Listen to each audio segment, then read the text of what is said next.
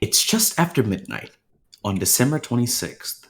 You've just finished walking your friends and family to the door, giving final Christmas hugs, and after a few more minutes of lingering conversation from a very tipsy Dave, finally closing the door behind them. John kisses your cheek and tells you she is going up to bed. Wait,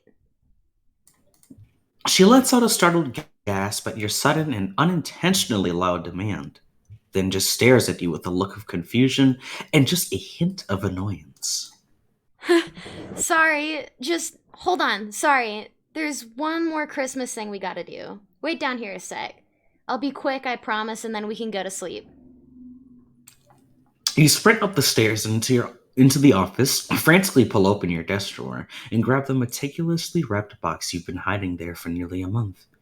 You pause for a moment to take a deep breath in and attempt to calm your nerves, but it doesn't do much, and you don't have much time, so you give up on calm and just hurry back downstairs.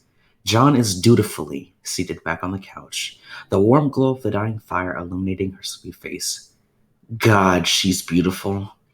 You release some of your nervous energy into a frantic grin that's probably more frightening than reassuring, and you slowly approach the couch and sit next to John. She doesn't say anything, just looks at you sleepily, curiously, but patiently. You summon all your courage and focus on remembering what you've been practicing in your head for weeks. Okay, so I have one more secret surprise present for you, and it's special, so I didn't want to give it to you in front of everyone. And, also, it's a two-part present. And the first part is a story. And sorry, I know you're sleepy, so I'm just gonna try and make it quick. She puts her hand on your knee to confirm her cooperation. Her touch calms you, but not completely. You take a deep breath. Okay, so this story is an old folk tale from the chess guys I grew up with. I mean, I think it is. You know, they can't actually talk. But they used to do a bunch of chalk murals around town, and there was always one day a year just around Hanukkah. They would draw the same thing, so I guess it was like a holiday for them or something about this one particular story. I don't know, but anyways, this is my best interpretation of that. You clear your throat for dramatic effect, but mostly for a final moment of procrastination. Then you begin your tale. Okay. So once upon a time, there was this little chess guy, and his job was to be a tailor for all the other chess guys. But I guess he worked for the king and queen, so he just had to always make what they wanted him to make. He liked making clothes, but he had all of these super cool ideas for really beautiful dresses and suits and all sorts of fancy things that he had never had time to make. So he wasn't very happy. He would just get up every day and get right to work on boring uniforms for all the government officials and courtiers and whatnots. And then by the time he finished, it'd be real late and he'd have to go to bed so he could do it all again the next day. It kind of sucked. But then the heroes arrived. So then one day, the little chess guy, just working away really hard in his little tailor shop, making all the little outfits for all the other chess guys. But now it wasn't just normal, boring uniforms. The new outfits were like really stupid and ugly. But he just had to keep making them as fast as he could, because I guess that's what hero sprites were like, so that's what they all had to wear? I don't know. We didn't have that in our game, but I think that's how it works. Well, anyway, he was just working all day and tonight making these ugly ass outfits and he totally hated it, but he didn't stop or complain because, it was his job. So what else was he gonna do?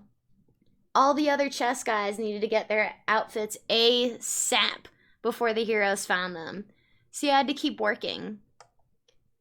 But then the god of time shows up at his little shop and tells the little chess tailor guy that he doesn't have to make all of those ugly outfits anymore. That he can start over and get to make whatever kind of outfits he wants. And that chess guy at first was like, "No, thank you, Mr. God of Time, sir. This is my job and I gotta do it. I don't have time to make the kind of outfits I want, but that's okay." But the God of Time was so benevolent and nice that he didn't take no for an answer. So he just picked up the little chess guy and they flew away to the big record planet. And there they met up with a god of space, I think. And well, this part isn't super clear, but somehow, all together, they made something to the record planet and got to a whole new place with the new Skya. And when they got there, all the other chess guys were wearing all different kinds of clothes. They could just wear whatever they wanted here.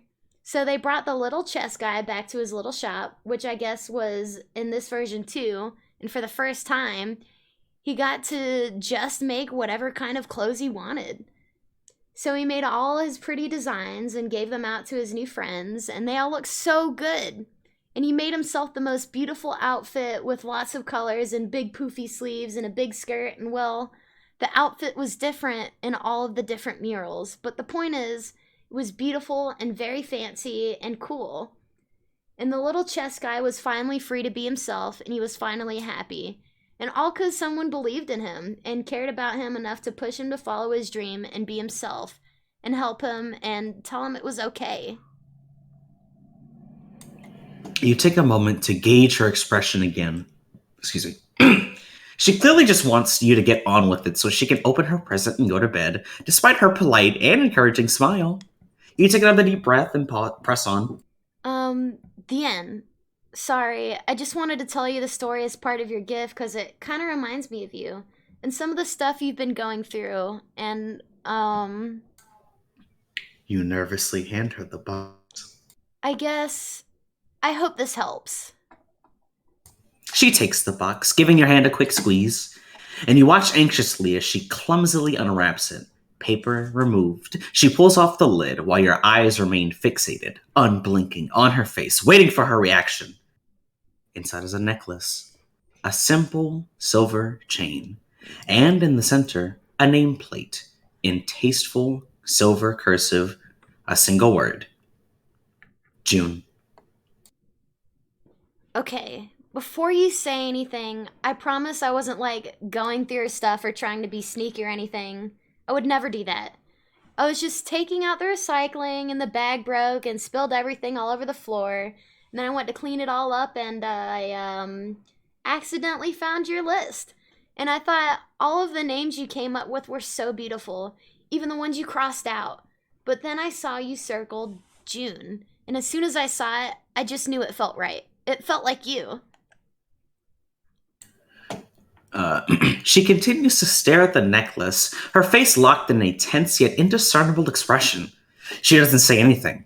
You knew this was a risky move going in, but you didn't really let yourself believe that it actually might backfire. Not until now. Your only move is to try to talk your way out of some of the potentially dire consequences that are seeming more likely the second she stares silently at the gift. Of course, if you don't like it, I can return it. We can get a different one, or just pick out a completely different gift that has nothing to do with any of this. Or if you're just not ready, I can hide it away in my sock drawer or something until you are. I totally promise I won't get upset at all. Whatever you want is totally fine, I promise. Just let me know what you want to do. She looks for a moment, like she might be about to say something. But she either couldn't find the words, or maybe you just imagined it. You let the silence be for a few more seconds in case she tries again, but soon enough it becomes unbearable. Okay, listen. I know it's not my place to pick your name or force you out of the closet or whatever. I know, and I'm sorry if it seems like that's what I'm trying to do, but Your boldness starts to return to you. Whatever damage you've done with your crazy idea of a romantic gesture is done, so there's nothing to lose at this point. I think you already picked it, baby. I could see it in the way your handwriting was different. The way you left an extra space between June and the rest of the list. Even before you circled it, maybe even before you wrote it. I'm pretty sure you already picked it. And besides all that, I know how hard all of this has been for you, and I know you just needed some time to really be ready. And that's all okay. And I will always be right there for you, with no matter how long it takes. And I will always love you no matter what. I love you no matter what your name is, or what your gender is, or what everyone else thinks your gender is. Of course I do. More than anything. And I know you all that, and I know you know all that already.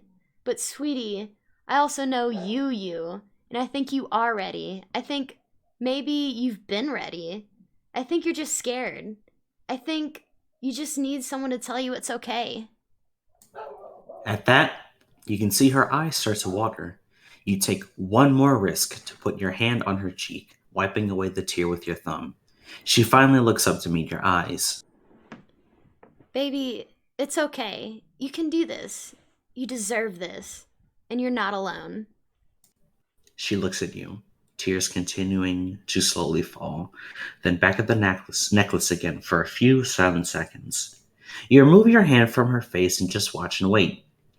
You've said all you have to say, and you won't know for sure if this was all a terrible idea until she's ready to tell you, and you can decide what to do from there. So, you sit in silence for several more painful seconds and just watch. She closes her eyes and sighs. Then she looks back at you, and, though you need a few seconds to convince yourself you're not imagining it, she smiles.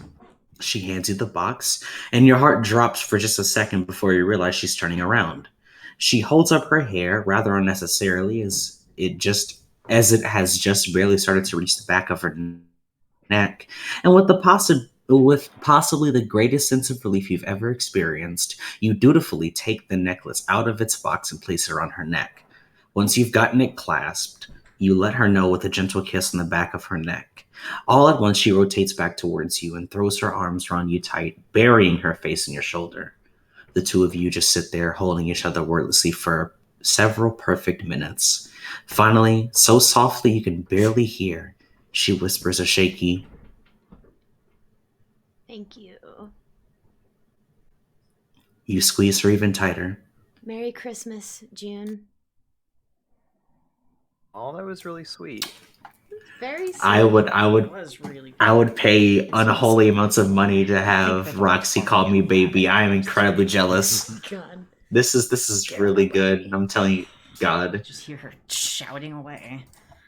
Shut up. Sip of breath. You have a level of being able to muse Roxy that I have not seen before in a while. Congratulations. You deserve all the lauds. Laud? Is that what it's called? Lauding? Applause. I don't know what the fuck the word is. It's something. You did good. You write good. You write text on screen good. This is the Sylph's fic where that was like the good place ending crossed with Homestuck was also really good because it hit every single character and they did a really good job of Yeah. capturing every single character, I think. It was quite good.